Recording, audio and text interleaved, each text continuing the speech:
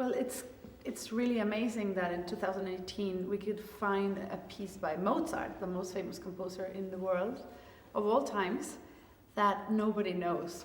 That's, to me, incredible. And of course, this piece was commissioned to him when he was 16, 17 years old, and it was incidental music to a play that never quite took off and never quite had some shape, because the length of the music was only about 35 minutes, so it's not an opera, it wasn't an oratorio, it wasn't, that's, I think, why it sort of got forgotten.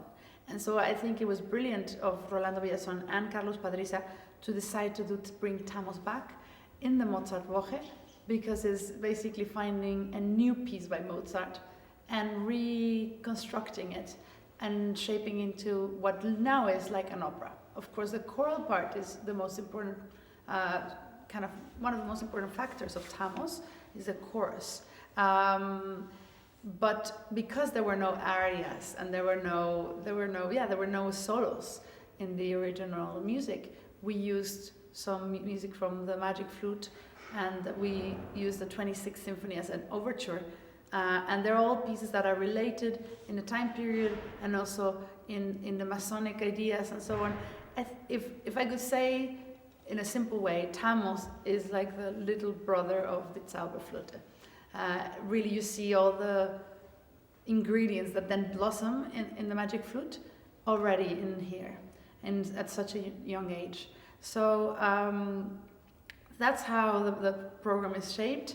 And of course, it's a new proposal, the way the La Fura dels Baus and Carlos Padriza do it. So it's a new way of performance, I think, and that's going to be exciting.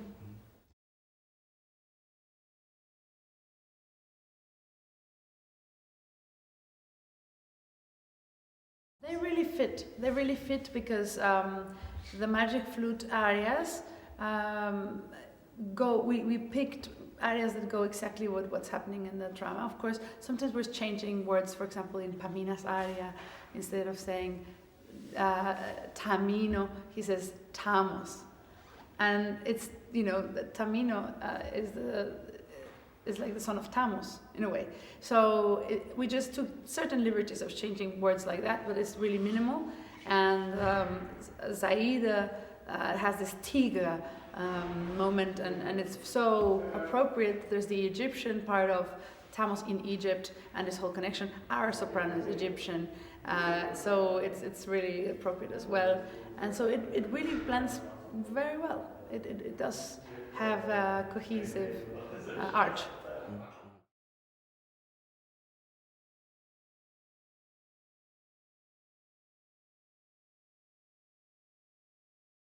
Well, I actually have a story because 20 years ago, I was here in the Felsenreich with my father. I came from Mexico to see the Easter festival because my father had told me that was the mecca of classical music, and he brought me as a very young person, actually the same age as Mozart when he composed this piece. It's kind of crazy.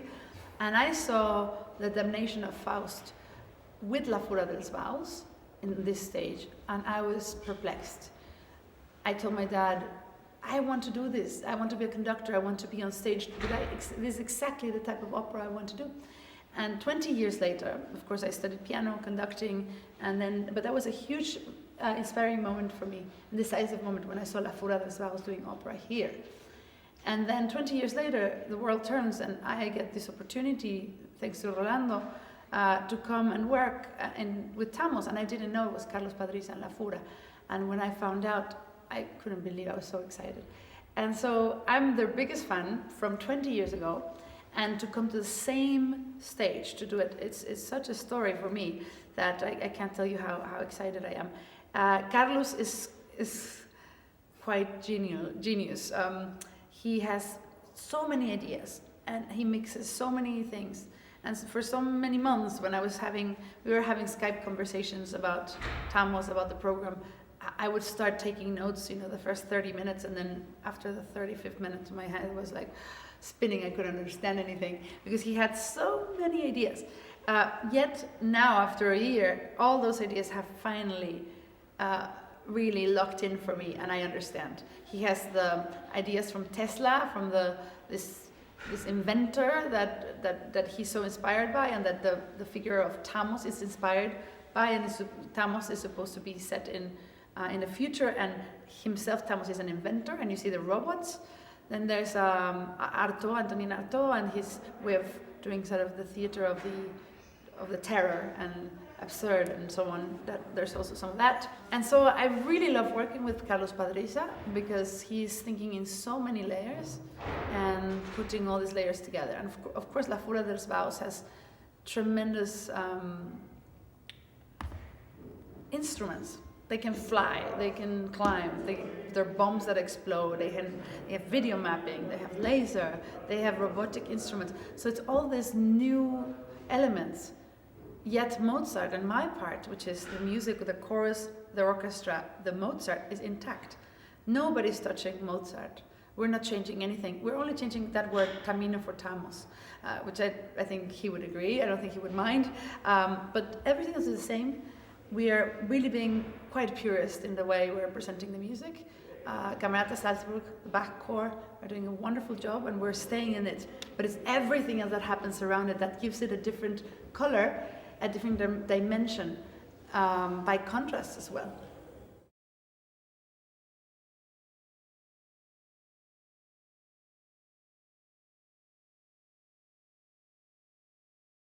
It's really exciting because there's so many elements. There's people flying. The chorus is really far away from us. The orchestra's in the pit. The soloists move a lot, and they're dealing with a lot of things that they're not used to.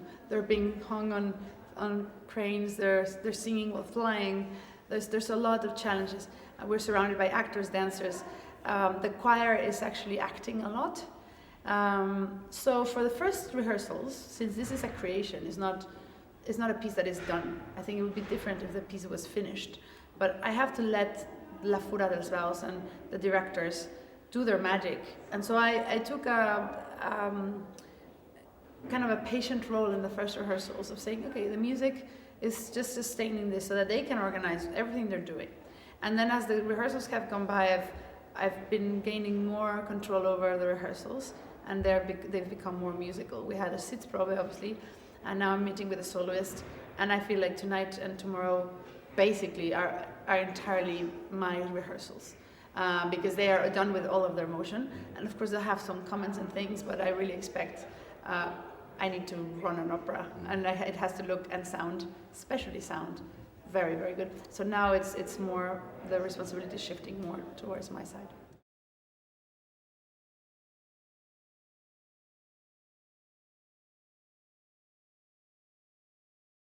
Well, that's the thing. I don't think I'm the one who should describe it. I think the viewers and the audience and the orchestra could describe it. I just do what I love, music, and I try to be as faithful to the score as I can and project that love and energy and ideas to the people I work with. But I think I can see it only from the inside, so I don't know.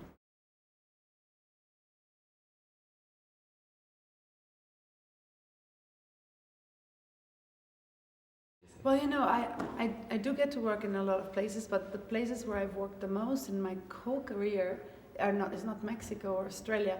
It's actually Germany, Switzerland, France, and now Austria. That's where I've worked the most, and where I've had the most opportunities, and I'm very grateful for that.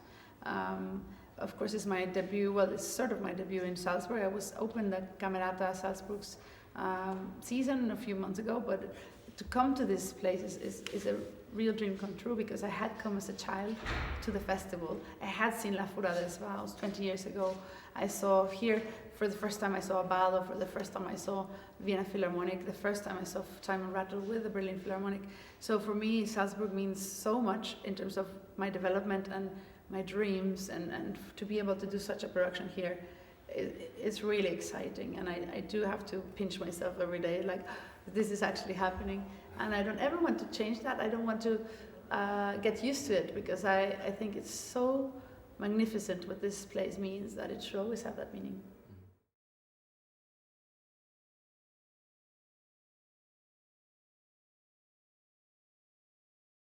We will see.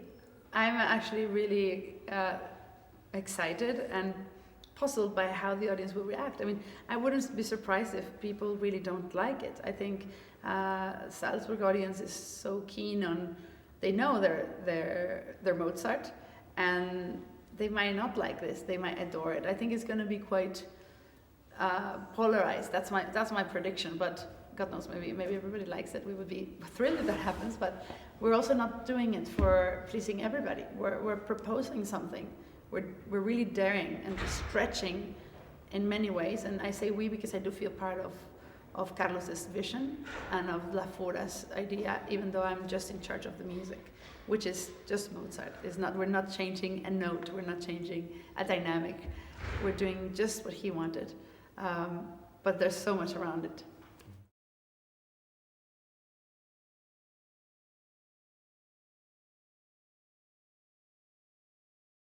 I think it's very, very good. It's exciting. It opens up bigger audiences.